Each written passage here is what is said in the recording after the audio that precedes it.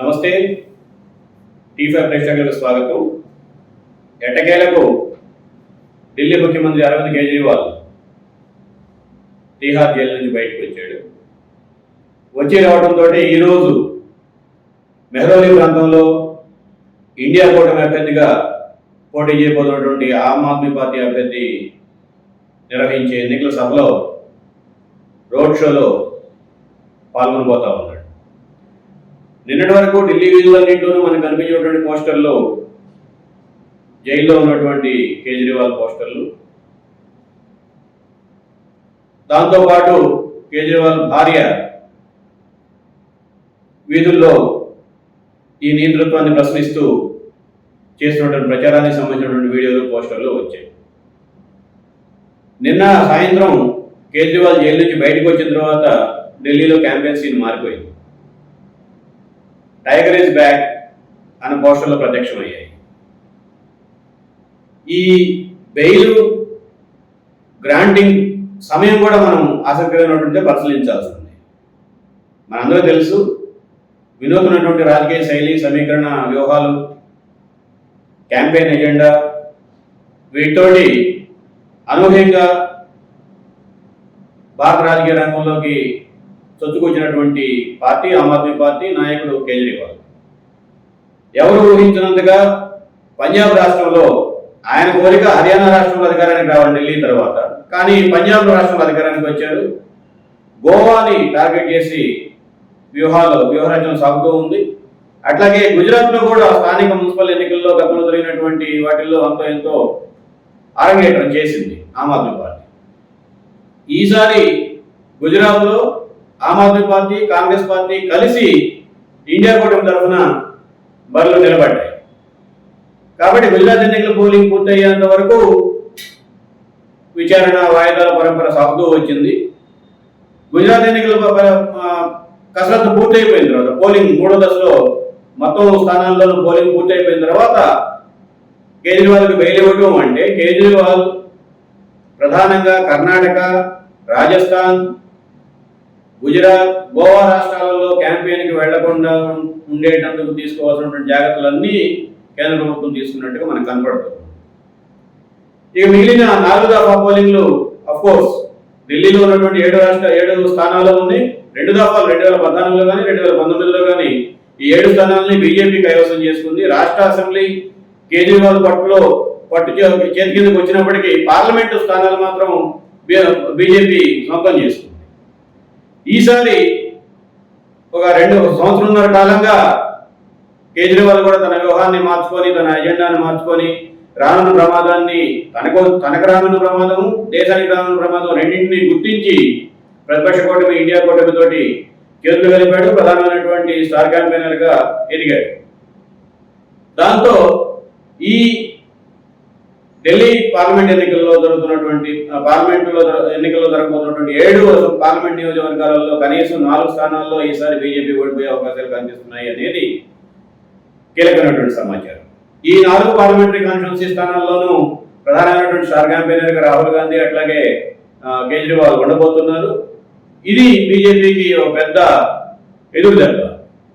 దీంతో పాటు హర్యానాలో జరుగుతున్నటువంటి పార్లమెంటరీ నియోజకవర్గం, ఆ పార్లమెంటరీ స్థానాల్లో కూడా కేజ్రీవాల్ ప్రచారానికి పోనున్నారు. అఫ్కోర్స్ పంజాబ్ వాళ్ళ ప్రభుత్వం కాబట్టి ఆ పంజాబ్ లో జరిగే పార్లమెంటరీ స్థానాల్లో ప్రచారానికి కూడా కేజ్రీవాల్ ప్రధానమైనటువంటి స్టార్ క్యాంపెయినర్గా వెళ్ళబోతున్నారు. సో ఈ 3 చోట్ల కనీసం ఒక 20 నుంచి 22 స్థానాలను బీజేపీ ఆశిస్తూ ఉంది. కాబట్టి ఈ 3 చోట్ల ఆ బీజేపీ ఆశలకి భంగం కలిగించే విధంగా కేజ్రీవాల్ వ్యూహం, ఎన్నికల వ్యూహం, ప్రచార వ్యూహం ఉండబోతుంది. అట్లాగే ఉన్నటువంటి సమాచారం ప్రకారం బీహార్లో మిగిలినటువంటి సుమారు 22 స్థానాల్లో 20 స్థానాల్లో రేపు 13వ తేదీ ఒక 5 స్థానాల్లో జరుగుతూ ఉన్నాయి.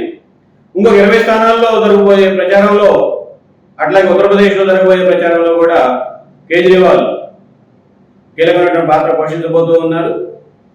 ఆయన తీసుకున్నటువంటి నినాదం నిరంకుశత్వానికి వ్యతిరేకంగా ఓటేయండి. దేశం ముందు ఇప్పటి వరకు ఉన్నటువంటి సామాజిక మాధ్యమాల్లో ఉన్నటువంటి చర్చలు కానీ, మెయిన్ ప్రధాన స్రవంతి మీడియాలో వస్తున్నటువంటి చర్చలు కానీ, గతంలో అప్పటి వరకు బీజేపీకి మోడీకి అనుకూలంగా ఉన్నటువంటి మీడియా ఛానల్స్ కూడా క్రమంగా ఏమో గుర్రం ఎగరవచ్చు అన్నట్టు ఇండియా కూడా గెలవచ్చు అన్నట్టుగా వ్యాఖ్యానాలు విశ్లేషణలు రిలీజ్ చేయడం మొదలుపెట్టి నిన్న జరిగినటువంటి ఒక ఇంటర్వ్యూలో బీజేపీ నేరేటివ్ ఎన్నికల ప్రచారంలో తన కథనాన్ని ముందుకు తీసుకువచ్చే సామర్థ్యాన్ని కోల్పోయిందా అన్న దాని మీద ప్రత్యేకమైనటువంటి చర్చ జరిగింది కేజ్రీవాల్ విడుదల నేపథ్యంలో. ఇవన్నీ ఒక ఎత్తు. ఇక్కడ మనం గమనించాల్సినటువంటి మరొక ముఖ్యమైనటువంటి అంశం తెలుగు రాష్ట్రాలకు సంబంధించినటువంటి అంశం కూడా ఉంది. పార్లమెంట్ ఎన్నికలకు ముందు జార్ఖండ్ ముఖ్యమంత్రిని జైల్లో పెట్టారు, సోరెన్ని. దాదాపుగా నోటిఫికేషన్ వచ్చిన తర్వాత కేజ్రీవాల్ని జైల్లో పెట్టారు.